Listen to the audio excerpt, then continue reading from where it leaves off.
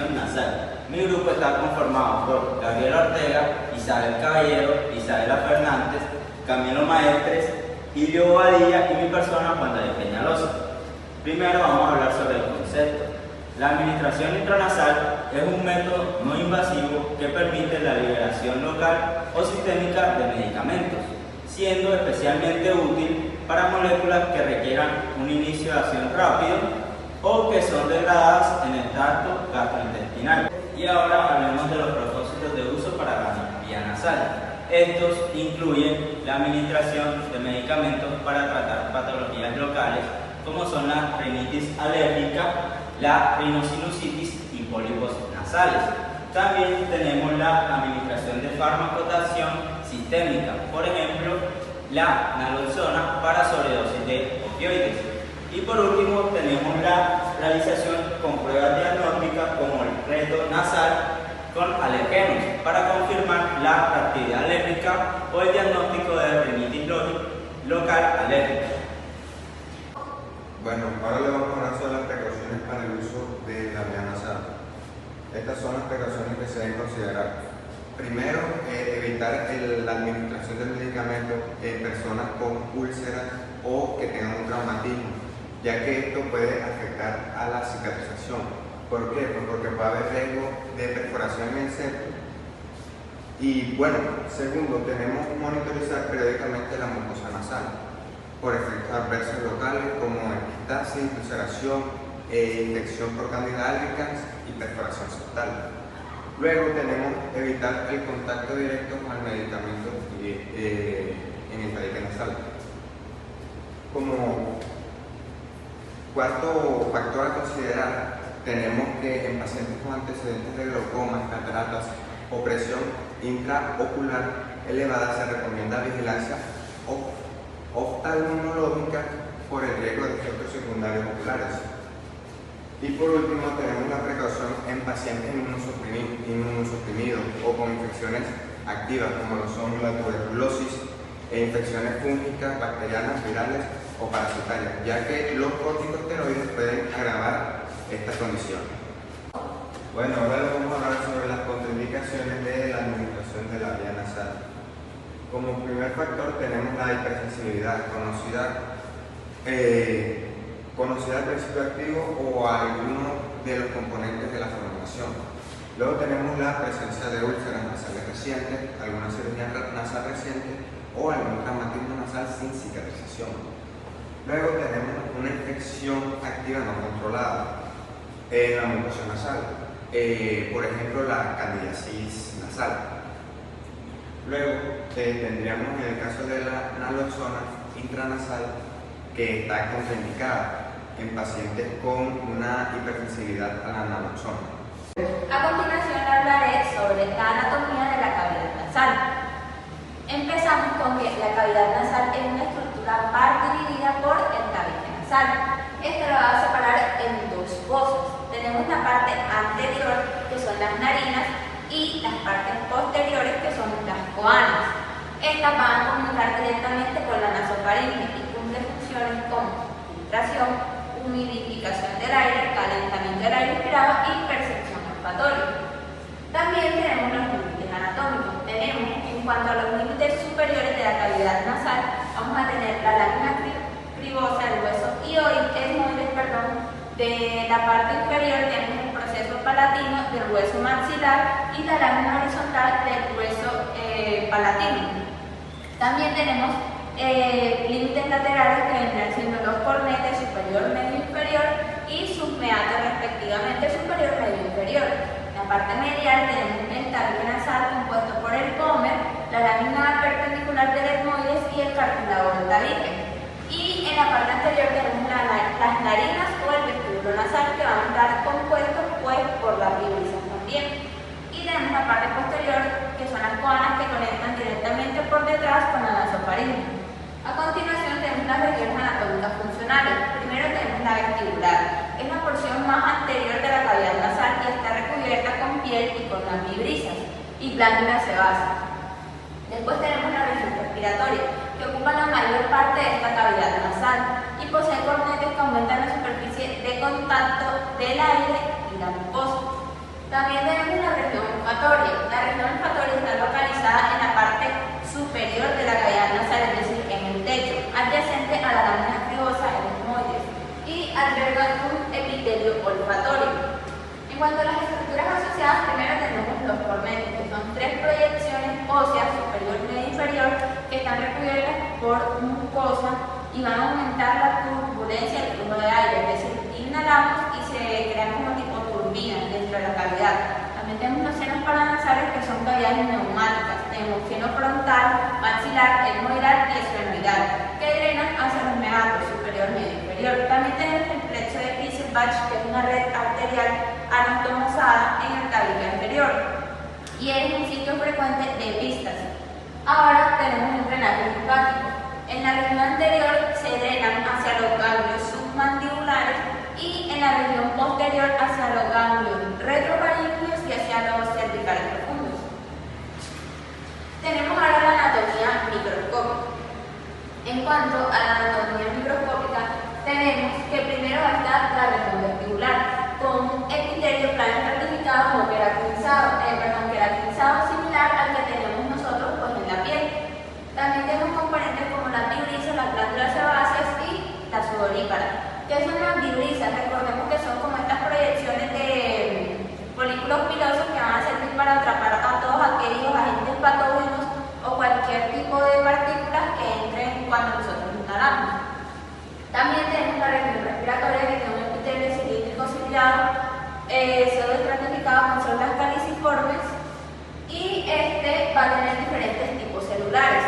Primero tenemos las células ciliadas, que son las que van a movilizar el moco hacia, en este caso la cavidad nasal, hacia la nasofaringe. Las células caliciformes que secretan moco gracias a la mucina. También tenemos las células basales, que estas van a estar como células madres, y las células en cepillo, que tienen microvellosidades de función sensorial.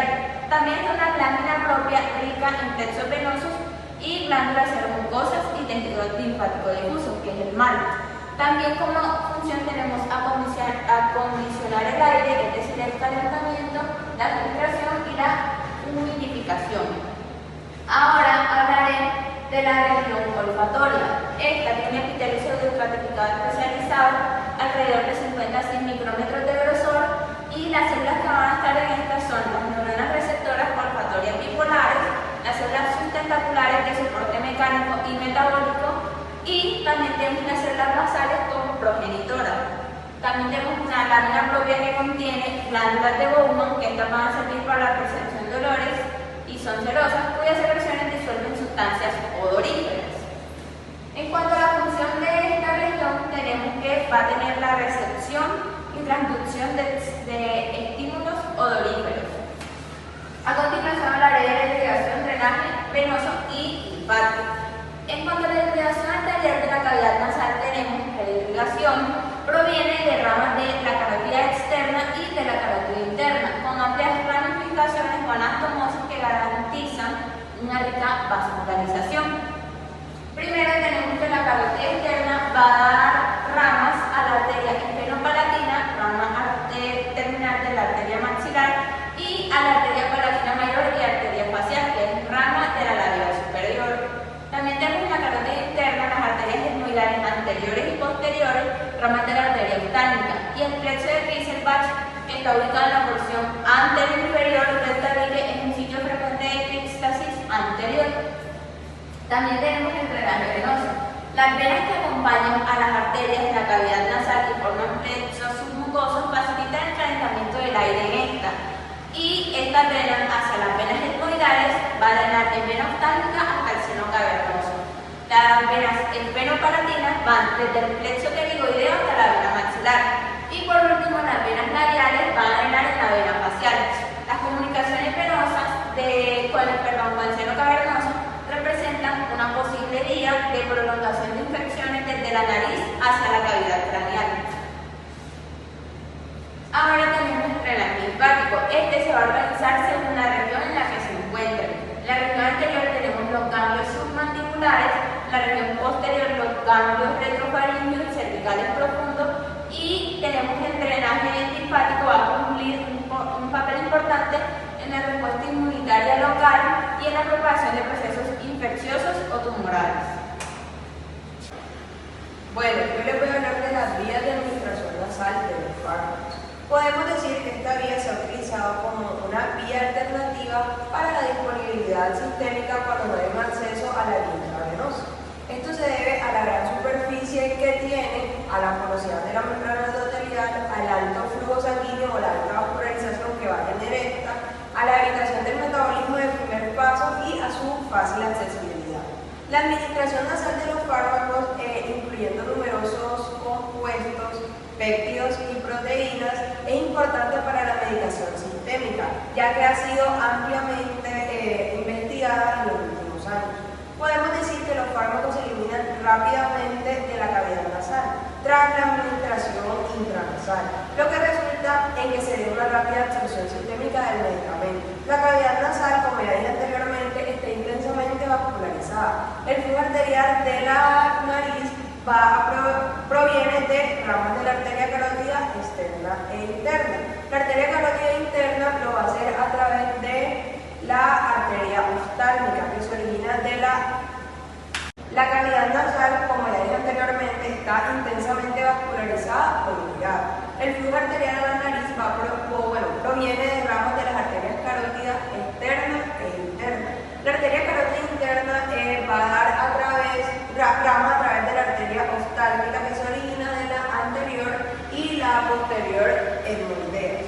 Vamos a tener que la carótida externa da lugar a la esfenopalatina, labial superior y la anular, entre otros. En cuanto a la red venosa, podemos decir que está compuesto por venas fenestradas y sin válvulas, que drenan hacia redes más grandes y van a tener comunicaciones también con los senos venosos endocraniales, por ejemplo, el seno cavernoso, a través de diferentes conexiones venosas. Entonces, podemos decir que en las venas vamos a encontrar el plexo venoso mucoso y con un drenaje hacia la vena yugular interna. Como mencioné aquí arriba, tiene una gran superficie de absorción que es igual a 160 centímetros al cuadrado y cuenta con también diferentes microvellosidades que en esta región van a servir también para el suministro vascular. En cuanto a la absorción del fármaco, el proceso de absorción del fármaco, vamos a tener diferentes pasos. En primer lugar, vamos a tener la aplicación en mucosa nasal, que se da en los cornetes medios y en los cornetes inferiores. Este debe atravesar primero la capa de moco, luego tiene que pasar el epitelio de la mucosa nasal, que tiende a ser subestratificado ciliado, y por último va a llegar a el tejido subepitelial. Como segundo paso vamos a tener, como dije anterior, el paso a través del moco. Una vez en el tejido submucoso, el fármaco entra ya en la microcirculación, es decir, en los capilares y en las venas subepiteliales, que van a formar parte del plexo venoso nasal. Esta red permite una entrada relativamente directa al sistema venoso de la cavidad nasal. Luego vamos a tener que desde las venas nasales, por ejemplo las venas faciales, las venas oftálmicas, vamos a encontrar que la droga puede drenar también hacia la vena yugular interna y de ahí va a ir al corazón derecho, luego a la circulación pulmonar y finalmente a la circulación sistémica. Además, las venas nasales carecen de válvulas, como mencioné aquí. Podemos decir que existe la posibilidad de retroceso o conexión también con los senos venosos craneales, como dije también anteriormente, el seno cavernoso. Por último, vamos a tener el paso hepático, que va a hacer que el sistema de absorción de los fármacos en la cavidad nasal van a evitar el primer paso hepático. ¿Esto qué quiere decir? Que no va a tener que pasar el medicamento por el hígado, donde puede ser degradado o inactivado, sino que va a ir directamente a la circulación sistémica. Bueno, ahora yo les voy a hablar sobre la administración intranasal de medicamentos.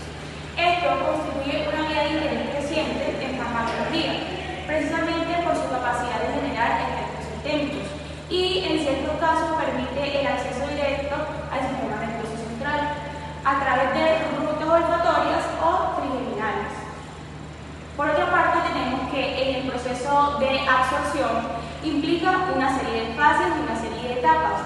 las cuales determinan la biodisponibilidad final del principio activo. Tenemos primero el depósito.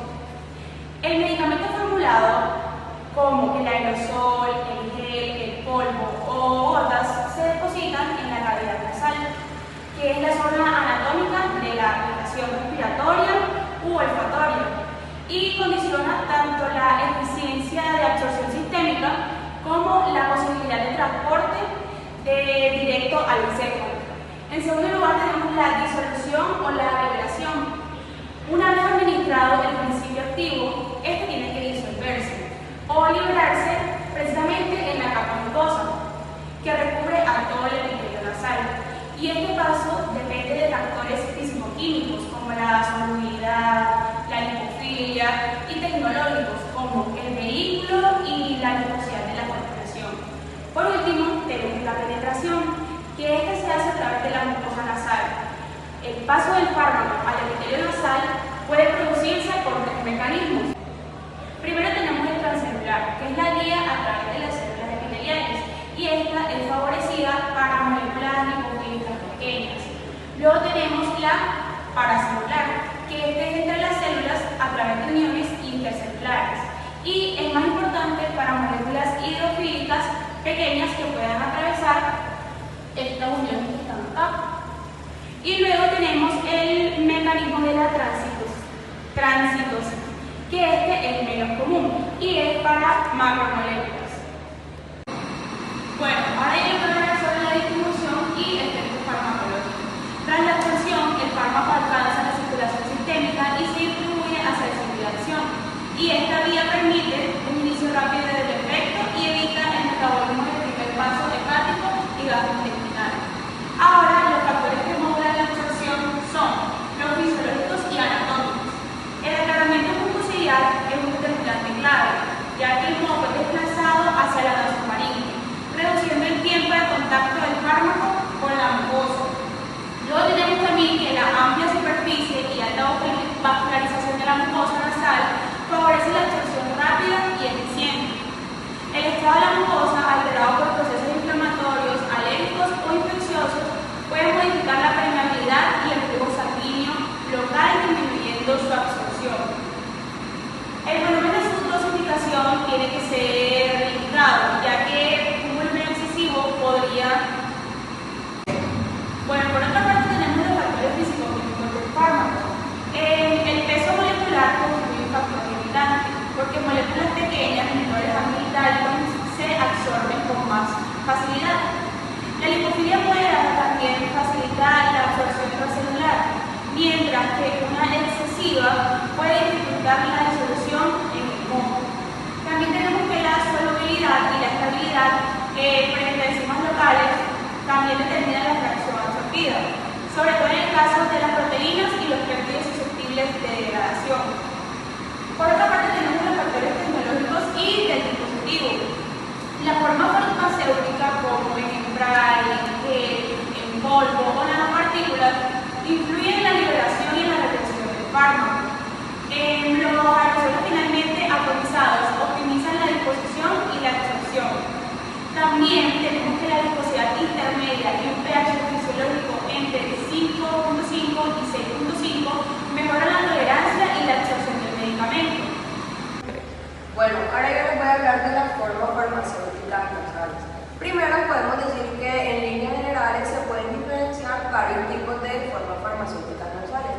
Cada una va a tener una composición diferente, unas características fisiológicas diferentes y finalidades terapéuticas específicas. A continuación voy a presentar las que para nosotros fueron las principales, incluyendo aspectos como el concepto, la solubilidad, el principio activo, el estado de la materia, el grado de esterilidad, la presentación y la dosis adecuada. Bueno, en cuanto a las gotas nasales, como concepto podemos decir que van a ser soluciones líquidas o hidroalcohólicas e hidrosolubles que se instalan directamente en las cavidades nasales mediante cuentagotas o frascos dosificadores. Podemos decir que estas se van a utilizar para tratar congestión nasal, rinitis alérgica o sinusitis. En cuanto al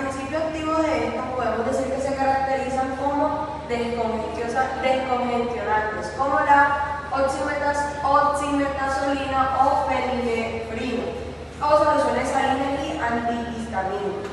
Luego podemos hablar de... Bueno, yo les voy a hablar de las formas farmacéuticas nasales. Podemos decir que en líneas generales se pueden diferenciar o se pueden distinguir diferentes tipos de formas farmacéuticas nasales.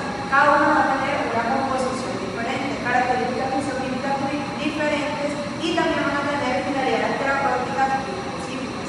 A continuación, en este cuadro lo que se hizo fue dividirlas en conceptos, tanto su concepto, solubilidad, principio activo, estado de la materia, grado de estabilidad, la presentación y la dosis habitual de... Bueno, vamos a empezar hablando de las formas nasales.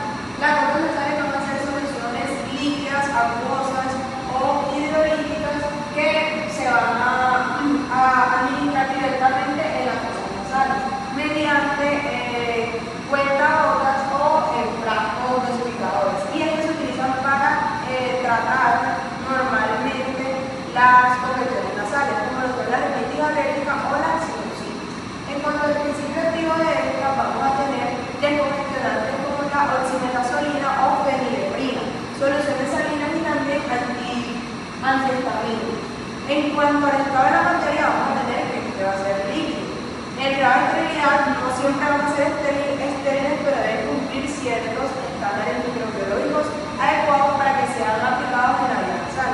En cuanto a su presentación, vamos a tener que viene en frascos, en goteros de plástico o de vidrio con su dosificación. Y por lo general se da volumen de 10 a 20 mililitros. La dosis habitual de este caso la oximetazolina va a ser de 0,05%. En adultos y niños o mayores de 12 años, 3 gotas en cada fosa nasal de cada 10 a 12 horas, máximo 2 veces al día. En los niños de 2 a 5 años van a ser de 2 a 3 gotas como una solución al 0,025% cada 12 horas. Y en cuanto a su uso máximo, vamos a tener que va a ser de 3 a 7 días para evitar el efecto rebote. Seguimos con los sprays nasales o los aerosoles. En cuanto a su concepto, estas son preparaciones líquidas, soluciones o suspensiones que se administran como aerosoles mediante atomizadores. Esto va a permitir la distribución uniforme y controlada del principio activo sobre la mucosa nasal. En cuanto a la solubilidad, esto puede llegar a ser soluciones hidrosolubles o suspensiones. En cuanto al principio activo, vamos a tener que son corticosteroides como la fluticasona y descongestionantes como la oximetazolina. También vamos a encontrar a los antagonistas opioides como la naloxona o mucolíticos. En cuanto al estado de la materia, vamos a tener que este va a ser líquido. El grado de esterilidad, algunos productos van a ser estériles, especialmente los multidrosis, mientras que otros deben mantener la integridad microbiológica durante su uso. En cuanto a la presentación, vamos a tener que lo vamos a encontrar en frascos presurizados con bomba dosificadora. Cada dosis suele liberar 50 miligramos y 0,1 mililitros u otra concentración específica. En cuanto a la dosis habitual, vamos a tener de la fluticasona, vamos a tener en los niños de 4 a 11 años un spray en cada fosa nasal al día. En adultos y adolescentes vamos a tener 2 sprays por fosa nasal también una vez al día, con una concentración de 200 miligramos al día. Luego, por último, vamos a tener a los geles nasales.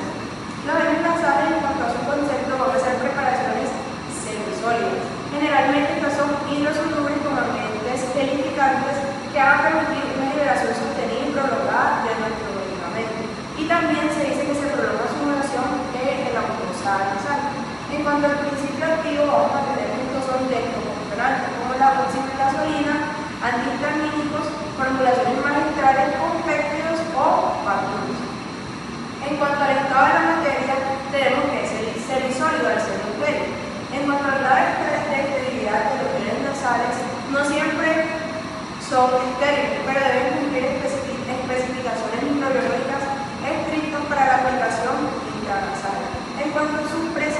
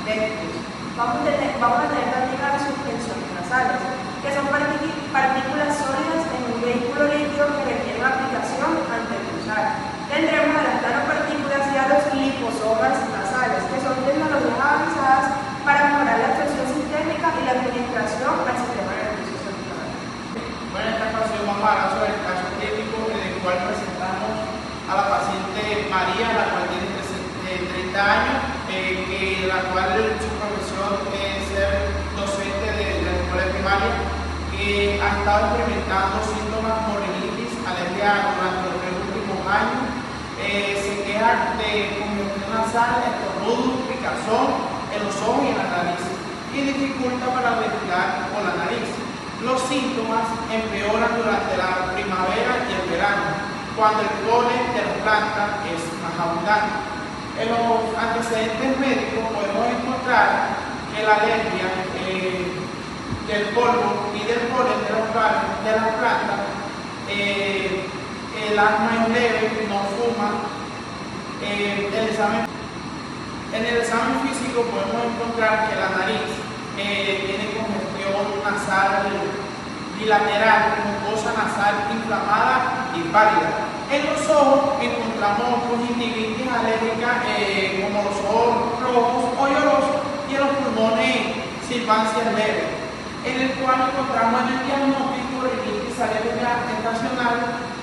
Bueno, en el tratamiento podemos encontrar antihistamínicos orales como lo que es la loratadina, los corticoides nasales como la fluticasona, evitar la explosión del polen y las plantas. Tenemos un seguimiento en el cual le decimos a María que regresa a la consulta después de 2 semanas y reporta una mejoría significativa en sus síntomas. La congestión nasal y los estornudos han disminuido, el cual puede respirar con mayor facilidad por la nariz.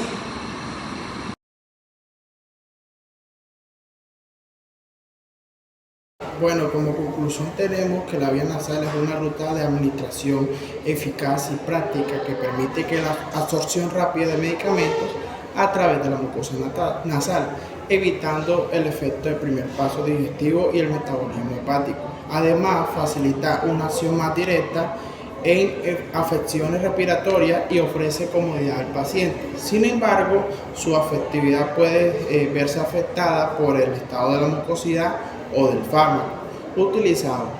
En conclusión, podemos encontrar que la vía nasal es una alternativa segura, eficiente y no invasiva para la administración en ciertos medicamentos, siempre y cuando se utilice de la manera adecuada. Tip,